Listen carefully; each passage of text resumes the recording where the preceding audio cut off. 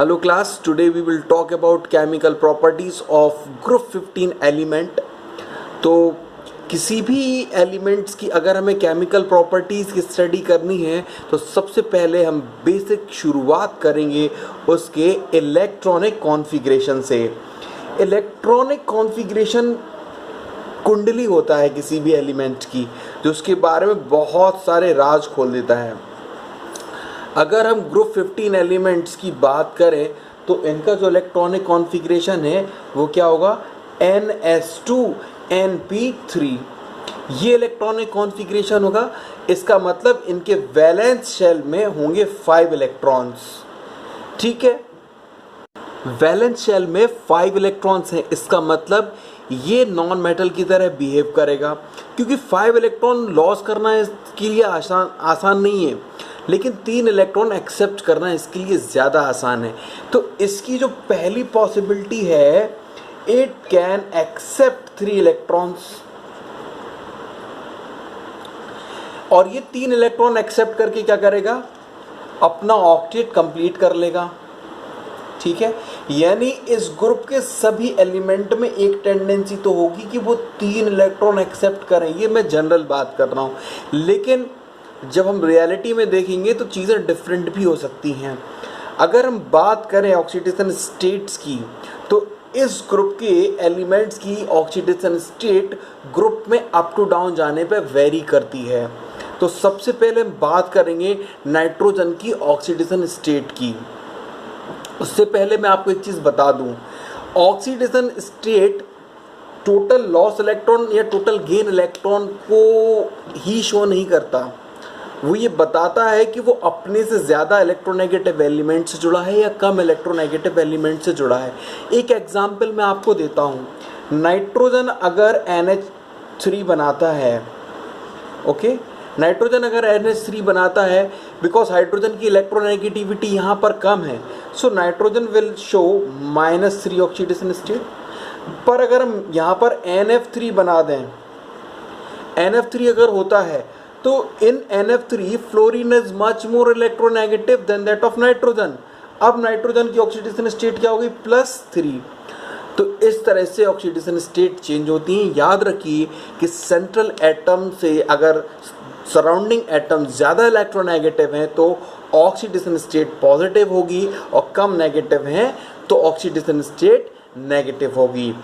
तो नाइट्रोजन की अगर हम बात करें तो नाइट्रोजन जो है +1 से +5 तक शो करता है ऑक्सीडेशन स्टेट, और वहीं अगर माइनस में बात करें तो ऑक्सीडेशन स्टेट -3 तक भी जाती। अब देखते हैं कि कौन कौन से कंपाउंड में ऑक्सीडेशन स्टेट किस तरह से वेरी करती हैं। विद दीज कंपाउंड, तो अमोनिया में हम देखेंगे ऑक्सीडेशन स्टेट क्या है। अमोनिया में नाइट्रोजन से 3 सराउंडिंग हाइड्रोजन अटैच्ड हैं। इसका मतलब हाइड्रोजन एटम लेस इलेक्ट्रोनेगेटिव है। यहाँ पर नाइट्रोजन की ऑक्सीडेशन स्टेट हो जाएगी -3। ठीक है, अब हम दूसरा एग्जाम्पल देखते हैं, हाइड्राजीन।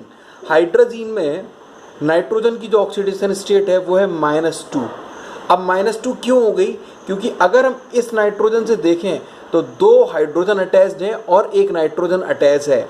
नाइट्रोजन की इलेक्ट्रोनेगेटिविटी इक्वल ही होगी। ठीक है, तो यहाँ पर जो ऑक्सीडेशन स्टेट थी वो एक स्टेप कम हो गई, यानी -3 से -2 में पहुँच गए। अब हम बात करते हैं डाइनाइट्रोजन की। तो डाइनाइट्रोजन में दोनों नाइट्रोजन इक्वल है, कोई किसी के इलेक्ट्रॉन नहीं ले सकता। जब कोई किसी के इलेक्ट्रॉन नहीं ले सकता तो यहाँ पर ऑक्सीडेशन स्टेट हो जाएगी 0। अब हाइड्रोक्सिल अमाइन में हम बात करते हैं, तो हाइड्रोक्सिल अमाइन में नाइट्रोजन की ऑक्सीडेशन स्टेट होगी -1। तो ये 3 नाइट्रोजन की ऑक्सीडेशन स्टेट जो कि नेगेटिव है, दैट इज -1, -2, -3, 0। अगर हम बात करते हैं ऑक्सीजन की, oxygen is much more electronegative than that of nitrogen. तो इस केस में नाइट्रोजन की ऑक्सीडेशन स्टेट पॉजिटिव में शिफ्ट हो जाएगी। ये N2O है, N2O में नाइट्रोजन की ऑक्सीडेशन स्टेट हो जाएगी +1। नाइट्रोसिल में ऑक्सीडेशन स्टेट हो जाएगी +2। ऑक्सीजन की -2 होगी, नाइट्रोजन +2, और N2O3 में ऑक्सीडेशन स्टेट हो जाएगी +3, और NO2 की जगह अगर हम यहाँ पर N2O4 भी लिख दें, क्योंकि ये NO2 डाइमर बनाता है तो वो N2O4 में कन्वर्ट हो जाता है. So in this case oxidation state of nitrogen will be +4 and in N2O5 it will be +5. Nitrogen can show this much variation in oxidation state. It means if we see roughly what all oxidation state are being shown by nitrogen, we can say that nitrogen shows -3 to +5. -3 to +5. This is the most negative oxidation state and this is the most positive. It means this is the highest reduction state and this is the highest oxidation state of nitrogen.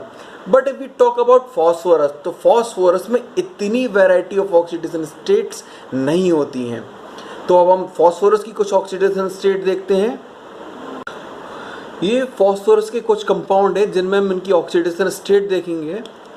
तो सबसे पहले PH3 यानी phosphine में अगर हम बात करें तो यहाँ फॉस्फोरस की ऑक्सीडेशन स्टेट है -3.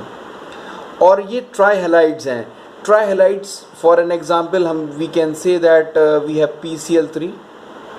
ओके, सो ट्राईहेलाइड्स में ऑक्सीडेशन स्टेट होती है +3, पेंटाहेलाइड में +5. एलाइड्स के अलावा ऑक्साइड्स में भी ऑक्सीडेशन स्टेट्स जो हैं वो इस तरह से हैं. अगर हम P2O5 में देखें तो फॉस्फोरस की ऑक्सीडेशन स्टेट हो जाएगी +5.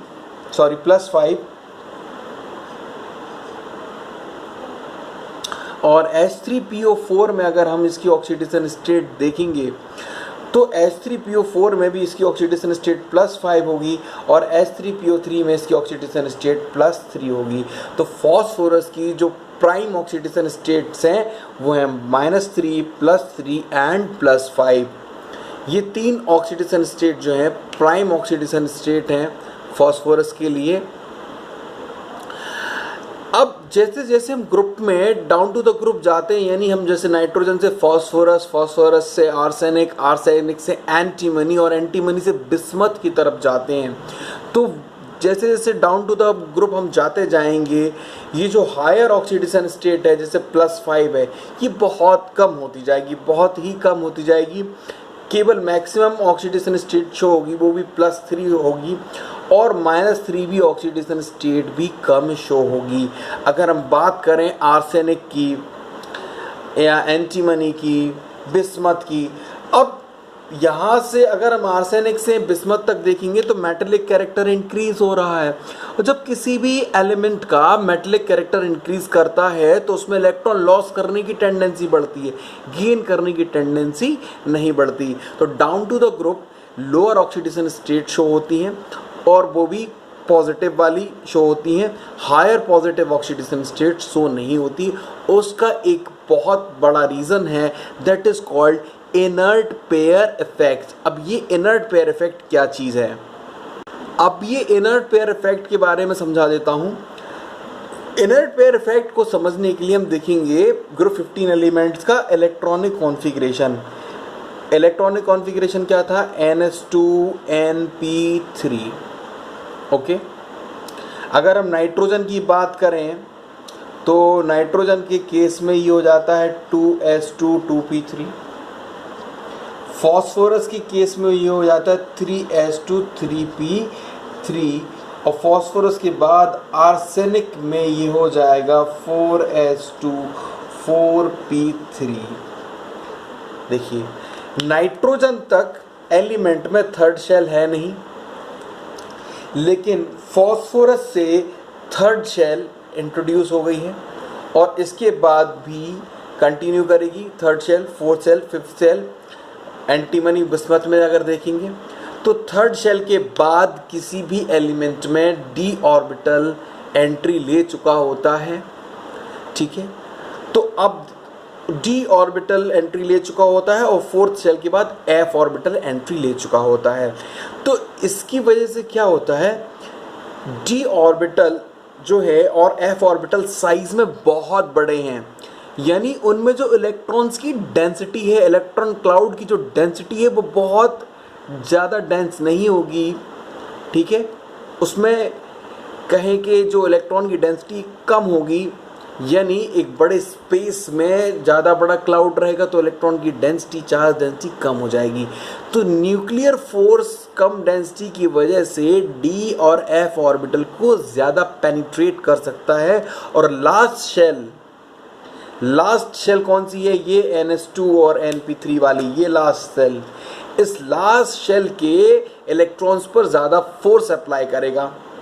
अगर हम देखें तो सेकंड शेल में यानी नाइट्रोजन के केस में डी और एफ ऑर्बिटल तो है ही नहीं, तो इसका मतलब क्या हुआ, यहाँ पर तो पूरे पांचों इलेक्ट्रॉन जो है पार्टिसिपेट कर सकते हैं बॉन्ड फॉर्मेशन में, बट फॉस्फोरस में भी कर सकते हैं, फोर्स कम है। आर्सेनिक के केस में ऐसा नहीं होता। ठीक है, आर्सेनिक के केस में ये चीज़ क्यों नहीं होगी? अब अगर 4s2 4p की बात करें तो 4s जो है वो न्यूक्लियस के ज़्यादा क्लोज है और उस पर न्यूक्लियर फोर्स ज़्यादा है। तो जैसे जैसे हम डाउन टू द ग्रुप जाएंगे, ये s सब शेल के 2 इलेक्ट्रॉन है ना, यही है पेयर। और ये पेयर कैसा है? ये पेयर है न्यूक्लियर फोर्स के कब्जे में। अब ये पेयर बॉन्ड बनाने में पार्टिसिपेट करता नहीं है, तो यही पेयर क्या हो जाता है? इनर्ट हो जाता है। और this inertness of this s subshell electrons that is known as inert pair effect. अब ये 2 इलेक्ट्रॉन बॉन्ड बनाने में पार्टिसिपेट करेंगे नहीं, तो +5 ऑक्सीडेशन स्टेट तक तो जाना नामुमकिन हो जाएगा। क्लियर ये चीज़? तो अगर हम बात करें ऑक्सीडेशन स्टेट्स की, तो सबसे ज़्यादा वैरायटी ऑफ ऑक्सीडेशन स्टेट दिखाता है नाइट्रोजन, फिर फॉस्फोरस, और फिर इसके बाद arsenic and antimony and then bismuth. Antimony और बिस्मथ की अगर बात करें तो वो +3, अगर हम एंटीमनी और बिस्मथ की बात करें तो वो +3 ऑक्सीडेशन स्टेट को ही ज़्यादा प्रेफर करते हैं। ठीक है, जबकि नाइट्रोजन फॉस्फोरस दोनों -3 ऑक्सीडेशन स्टेट्स भी दिखाते हैं, +5 भी दिखाते हैं, +3 भी दिखाते हैं, बट एंटीमनी और बिस्मथ जो हैं +3 ही प्रेफर करते हैं। पहली रीज़न है इनर्ट पेयर इफेक्ट, दूसरा रीज़न है मेटेलिक कैरेक्टर। अब हम और रिएक्टिविटी देखेंगे इन ग्रुप 15 एलिमेंट्स की। अब हम बात करते हैं reactivity of group 15 elements toward hydrogen, यानी रिएक्शन विथ हाइड्रोजन। तो इस ग्रुप के जो भी एलिमेंट हैं, अगर हम बात करें nitrogen, phosphorus, arsenic, antimony, bismuth, सभी जो हैं EH3 टाइप हाइड्राइड्स बनाते हैं। EH3 टाइप मतलब NH3, PH3, ASH3 and SBH3 and last BiH3। ट्राईहाइड्राइड्स बना दिए सभी एलिमेंट्स। ठीक है, अब अगर हम देखें तो NH3 is a gas, PH3 is a gas, and arsenic hydride that's a solid, और ये भी सॉलिड और ये भी सॉलिड है। ठीक है, ठीक है, नाइट्रोजन और फॉस्फीन को अगर हम देखें, PH3 को देखें, तो ये दोनों केवल गैस है, बाकी रेस्ट ऑफ हाइड्राइड्स कैसे हैं? सॉलिड हैं। तो इनमें कुछ ट्रेंड्स भी चलते होंगे, जैसे मेल्टिंग पॉइंट, बॉइलिंग पॉइंट्स के क्या ट्रेंड्स हैं वो समझते हैं अभी हम। अगर हम इन हाइड्राइड्स को एक बार देखेंगे, ठीक है, ये रहे इनके मेल्टिंग पॉइंट्स। अगर हम अमोनिया का मेल्टिंग पॉइंट देखेंगे, that is 195.2 kelvin, phosphine 139, arsenic hydride 156 और एंटीमनी इज 185। तो यहाँ पर कोई स्पेसिफिक ट्रेंड तो फॉलो हो नहीं रहा मेल्टिंग पॉइंट का, बट अमोनिया और फॉस्फीन ये तो बहुत रिमार्केबल हैं, जबकि दोनों ही गैस हैं, ये भी गैस है और ये भी गैस है, बट इसका मेल्टिंग पॉइंट ज़्यादा है, इसका मेल्टिंग पॉइंट कम है। तो अमोनिया का जो मेल्टिंग पॉइंट है, बॉइलिंग पॉइंट है, वो फॉस्फीन से ज़्यादा होता है, जबकि दोनों ही गैसीय सब्सटेंस हैं, पर एक रीज़न है जो इन दोनों को डिफ़र करता है। आपको याद होगा मैंने आपको एक चीज़ बताई थी, फ़ोन। कुछ याद आया फ़ोन से? यस। अगर फ़ोन एलिमेंट से हाइड्रोजन जुड़ा होता है तो बनता है हाइड्रोजन बॉन्ड। तो अमोनिया के केस में नाइट्रोजन और हाइड्रोजन की वजह से बनेगा हाइड्रोजन बॉन्ड। नाइट्रोजन और हाइड्रोजन की वजह से यहां पर बन जाएगा हाइड्रोजन बॉन्ड, और इस हाइड्रोजन बॉन्ड की वजह से बढ़ जाएगा एसोसिएशन और मेल्टिंग पॉइंट्स और बॉइलिंग पॉइंट्स बढ़ जाएंगे। लेकिन फॉस्फोरस के केस में उसकी इलेक्ट्रोनेगेटिविटी इतनी नहीं है कि वहाँ पर आपको हाइड्रोजन बॉन्ड जैसी कोई चीज़ बनाने को मिल जाए। तो फॉस्फोरस के केस में कोई हाइड्रोजन बॉन्डिंग नहीं होता, इसलिए इसके melting points, boiling point ammonia के कंपैरिजन में कम होते हैं। अब आर्सेनिक, एंटीमनी, बिस्मथ के हाइड्राइड की बात करें तो ये है तो सॉलिड, लेकिन ये वोलेटाइल सॉलिड है, इसलिए इनके मेल्टिंग पॉइंट काफ़ी कम हैं, ठीक है। लेकिन सॉलिडिफिकेशन बढ़ने की वजह से इनके मेल्टिंग पॉइंट फॉस्फीन से इंक्रीज़ किया। अगर हम मेल्टिंग पॉइंट को देखें तो ये इंक्रीज़ किया, ये इंक्रीज़ किया, ठीक है। तो अगर हम अमोनिया को छोड़ दें तो down to the group increase ही कर रहे हैं, बीच में फॉस्फोरस प्रॉब्लम कर रहा है, और अमोनिया का मेल्टिंग पॉइंट हाई होता है हाइड्रोजन बॉन्डिंग की वजह से। अब हम देखते हैं कुछ और प्रॉपर्टीज़ इन हाइड्राइड्स की। अभी हमने मेल्टिंग पॉइंट देखा, तो बॉइलिंग पॉइंट के बारे में भी हमने आपको बताया था, तो बॉइलिंग पॉइंट और देख लेते हैं। इनका जो बॉइलिंग पॉइंट है हाइड्राइड्स का वो कुछ इस तरह से है। Ammonia 238.5 kelvin, phosphine 185.5 kelvin, arsenic 210 and antimony is 254। तो बॉइलिंग पॉइंट्स में भी वही रीज़न होगा जो कि मेल्टिंग पॉइंट्स में रीज़न अप्लाई हो रहा था, इंक्रीजिंग डिक्रीजिंग ऑर्डर के लिए। यहाँ पर रिस्पॉन्सिबल है एक ही चीज़, that I told you, hydrogen bond, okay. यही खेल खिला रहा है नाइट्रोजन को सारा। अब हम दूसरी इसकी एक प्रॉपर्टी देखेंगे, that is EH bond distance. EH bond distance का मतलब है सेंट्रल एटम, यानी नाइट्रोजन, फॉस्फोरस, आर्सेनिक में से कोई भी, और हाइड्रोजन, इनके बीच की जो बॉन्ड लेंथ है वो कैसी है, ठीक है। EH बॉन्ड लेंथ, अगर हम EH बॉन्ड लेंथ को देखेंगे तो हमें एक ऑर्डर मिलेगा।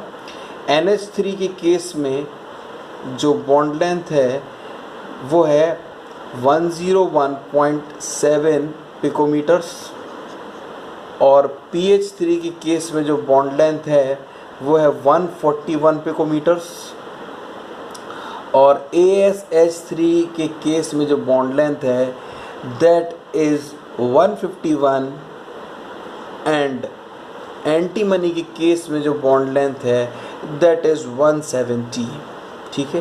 तो इसका मतलब जो EH बॉन्ड लेंथ है दैट इज़ इंक्रीजिंग। इसका सीधा सीधा सा एक रीज़न है कि अगर सेंट्रल एटम का साइज़ बढ़ रहा है तो EH बॉन्ड लेंथ भी बढ़ेगी। तो यहाँ पर हमें एक फंडा मिल जाता है, क्या मिल जाता है कि अगर सेंट्रल एटम का साइज़ इंक्रीजिंग ऑर्डर में हो तो फिर क्या होगा, जो बॉन्ड लेंथ है वो बढ़ेगी, क्योंकि नाइट्रोजन का साइज़ है ये, फॉस्फोरस का साइज़ है ये, आर्सेनिक का साइज़ है ये, और एंटीमनी का साइज़ है ये। तो सेंट्रल एटम की जो है, अगर हम देखें सेंट्रल एटम की साइज़ बढ़ रही है तो EH बॉन्ड लेंथ भी बढ़ रही है, ठीक है। यहाँ से यहाँ इतनी बॉन्ड लेंथ ली, फिर हम यहाँ इसके सेंटर से लेंगे तो कितनी लेंगे, इतनी लेंगे, यहाँ से यहाँ इतनी लेंगे, और यहाँ से यहाँ हम इसके सेंटर से लेंगे तो इतनी लेंगे। तो अब आपको समझ में आ रहा होगा कि ये बॉन्ड लेंथ कैसे इंक्रीज़ करती है। अब इसमें आता है एक और फैक्टर। क्वेश्चन यहाँ पर क्या आते हैं, आपको यही सब ऑप्शन दे देंगे, किसकी बॉन्ड लेंथ कम है, किसकी बॉन्ड लेंथ ज़्यादा है, कौन ज़्यादा स्टेबल है, कौन ज़्यादा कम है। तो आप एक चीज़ हमेशा याद रखिए, मैं आपको बता देता हूँ, stability is inversely proportional to bond length, यहाँ हम रिएक्टिविटी की बात नहीं कर रहे, हम बात कर रहे हैं यहाँ पर बेसिकली थर्मल स्टेबिलिटी की। थर्मल स्टेबिलिटी की अगर हम बात करें तो बॉन्ड लेंथ जितनी ज़्यादा होगी थर्मल स्टेबिलिटी उतनी ही कम हो जाएगी। यानी अगर थर्मल स्टेबिलिटी का अगर हमें ऑर्डर लिखना हो तो थर्मल स्टेबिलिटी का ऑर्डर कुछ इस तरह से आएगा, अमोनिया, फॉस्फीन, ASH3 और फिर यहाँ SbH3। और ये बात मेल्टिंग पॉइंट और बॉइलिंग पॉइंट से भी प्रूवन हो चुकी है। ठीक है, ये वॉलेटाइल हाइड्राइड्स हैं इस तरह से। अब हम बात करेंगे एक और नई चीज़ की जो कि है HEH बॉन्ड एंगल। ठीक है, HEH बॉन्ड एंगल यानी हम यहाँ पर देखेंगे HNH बॉन्ड एंगल। ये बॉन्ड एंगल किस तरह से ट्रेंड करता है, तो सबसे पहले इसके शेप को समझते हैं। जितनी भी हाइड्राइड्स हैं ग्रुप 15 एलिमेंट्स के सब sp3 हाइब्रिड है, sp3 हाइब्रिड है और इनका शेप कैसा है, पिरामिडल, पिरामिड के जैसा है, पिरामिडल शेप। ठीक है, और ये पिरामिडल शेप है और यहाँ पर इनके पास एक लोन पेयर है, लोन पेयर है। ठीक है, तो यहाँ पर लोन पेयर की वजह से लगेगा lone pair bond pair repulsion यानी LPBP रिपल्शन। ये LPBP रिपल्शन जितना ज़्यादा होगा बॉन्ड एंगल उतना ही कम होगा। अगर lone pair bond pair repulsion बढ़ रहा है तो बॉन्ड एंगल कम हो जाएगा। ये फंडा हमारा हो गया, बॉन्ड एंगल विल डिक्रीज। ठीक है, लोन पेयर बॉन्ड पेयर अगर रिपल्शन बढ़ेगा तो ये बॉन्ड एंगल कम होगा। अब अगर हम नाइट्रोजन से मूव करते हैं फॉस्फोरस की तरफ, तो अगर हम नाइट्रोजन से देखें, नाइट्रोजन के बाद फॉस्फोरस, फॉस्फोरस के बाद आर्सेनिक, आर्सेनिक के बाद एंटीमनी। तो आप समझ रहे हैं ना मैंने लेटर किस स्टाइल में लिखे, साइज इज इंक्रीजिंग। अगर सेंट्रल एटम का साइज बढ़ेगा, सेंट्रल एटम का साइज अगर इंक्रीज होगा तो क्या होगा, LPBP रिपल्शन भी बढ़ेगा। LPBP रिपल्शन बढ़ेगा तो ये बॉन्ड एंगल क्या होता जाएगा, बॉन्ड एंगल डिक्रीज होता जाएगा। यही फंडे आपको याद रखने हैं कि क्या फिनोमेनन चल रहा है, कौन सा फैक्टर डोमिनेट कर रहा है। अगर हम यहाँ पर बॉन्ड एंगल की टेबल बना के बता दें तो हम देखते हैं NH3 में जो बॉन्ड एंगल है that is 107, okay, and PH3 में जो बॉन्ड एंगल है दैट इज़ 93.6 डिग्री। ठीक है, फिर इसके बाद अगर हम देखें ASH3 में बॉन्ड एंगल है दैट इज़ 91.8। और अगर हम बात करें SbH3 की, एंटीमनी हाइड्राइड की, तो इसका बॉन्ड एंगल है 91.3। तो नाइट्रोजन से लेकर के अगर हम बात करते हैं एंटीमनी तक तो बॉन्ड एंगल जो है कंटिन्यूसली डिक्रीजिंग ऑर्डर में चल रहा है। रीज़न हमने आपको बताया कि साइज ऑफ सेंट्रल एटम जितना ज़्यादा बढ़ेगा, lone pair bond pair repulsion बढ़ेगा तो उसकी वजह से वो उसको रिड्यूस करेगा। ठीक है, ये ट्रेंड जो था हाइड्राइड्स का ये हमें समझ में आ गया। थर्मल स्टेबिलिटी का ऑर्डर मैंने आपको बता दिया है, बॉन्ड डिसोसिएशन एंथैल्पी भी उसी से रिलेट करेगी और down to the group bond dissociation enthalpy decrease करेगी, क्योंकि जितना लंबा बॉन्ड टूटना उतनी जल्दी आसान होता है। ठीक है, आप खुद लाइफ में प्रैक्टिकल करो, एक बड़ी लकड़ी को तोड़ोगे जल्दी टूट जाएगी, छोटी लकड़ी थोड़ा सा देर मिलेगी। अब मैं कुछ हिंट और कुछ क्वेश्चंस की मैं बात कर लेता हूँ, यहाँ पर छोटे छोटे से डाउट्स हैं। अब जैसे हम बात करें कोवेलेंट कैरेक्टर की, कोवेलेंट कैरेक्टर ऑफ हैलाइड्स। ठीक है, ये ऑक्सीडेशन स्टेट से रिलेटेड एक क्वेश्चन था। हम यहाँ पर अगर बात करेंगे कोवेलेंट कैरेक्टर्स ऑफ हैलाइड्स की, तो अभी हमने देखा जैसे हैलाइड्स हैं तो यहाँ पर बनता है NCl3, PCl3, AsCl3 और SbCl3। ये सब में ऑक्सीडेशन स्टेट +3 है। अब यहाँ पर अगर हम कोवेलेंट कैरेक्टर की बात करेंगे तो कोवेलेंट कैरेक्टर के डिक्रीज होने का ऑर्डर हुआ कुछ इस तरीके से। भाई देखो कोवेलेंट कैरेक्टर कब आता है, ठीक है, कोवेलेंट कैरेक्टर कब आता है,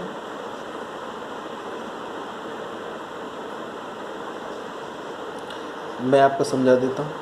नाइट्रोजन की इलेक्ट्रोनेगेटिविटी देखेंगे तो हैलाइड्स के आसपास आएगी, तो दोनों एक दूसरे के इलेक्ट्रॉन बहुत इक्वली खींचेंगे, तो कोवेलेंट कैरेक्टर ज़्यादा हो गया। जबकि विस्मत में मेटलिक कैरेक्टर बहुत ज़्यादा है, तो कोई भी हैलाइड उसके इलेक्ट्रॉन ज़्यादा खींच लेगा तो उसका कोवेलेंट कैरेक्टर क्या हो जाएगा, कम हो जाएगा, आयनिक कैरेक्टर बढ़ जाएगा। अब मैं आपसे पूछता हूँ एक क्वेश्चन छोटा सा, ठीक है, NH3 बनता है, बोलो हाँ हाँ, NH3 बनता है, ठीक है, PH3 बनता है, ओके, PCl5 बनता है, बट PH5 क्यों एग्जिस्ट नहीं करता, वाई PH5 डोंट एग्जिस्ट। अब आप सोचते रहेंगे, क्या सोचिए, मैं आपको आंसर बता ही देता हूं। अगर हम ये तो हमें मिलेगा PH3 में ऑक्सीडेशन स्टेट है -3 और NH3 में ऑक्सीडेशन स्टेट है -3, PCl5 में +5, ठीक है।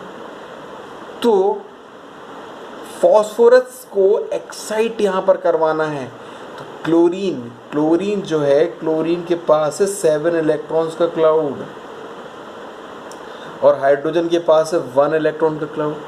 तो जब 5 क्लोरीन फॉस्फोरस को सराउंड कर लेंगे, घेर लेंगे, तो क्या होगा, फॉस्फोरस के जो आउटर मोस्ट इलेक्ट्रॉन है वो क्या हो जाएंगे, एक्साइट हो जाएंगे, क्योंकि उन पर लगेगा रिपल्शन। 5 क्लोरीन ने घेर रखा है, हर क्लोरीन के पास 7 इलेक्ट्रॉन है, तो फॉस्फोरस क्या करेगा, एक्साइटमेंट में आ जाएगा, हायर ऑक्सीडेशन स्टेट में चला जाएगा, +5 वाला कंपाउंड बना लेगा। जबकि हाइड्रोजन के पास उतना बड़ा इलेक्ट्रॉन क्लाउड नहीं है, वो फॉस्फोरस को उतना एक्साइट नहीं करवा पाएगा और PH5 नहीं बन पाएगा। उसके उल्टा फॉस्फोरस हाइड्रोजन से इलेक्ट्रॉन छीन लेता है और PH3 बनाता है, -3 ऑक्सीडेशन स्टेट को शो करता है। तो बाकी के कंपाउंड्स और नेक्स्ट कई सारे क्वेश्चंस हम देखेंगे नेक्स्ट वीडियो में।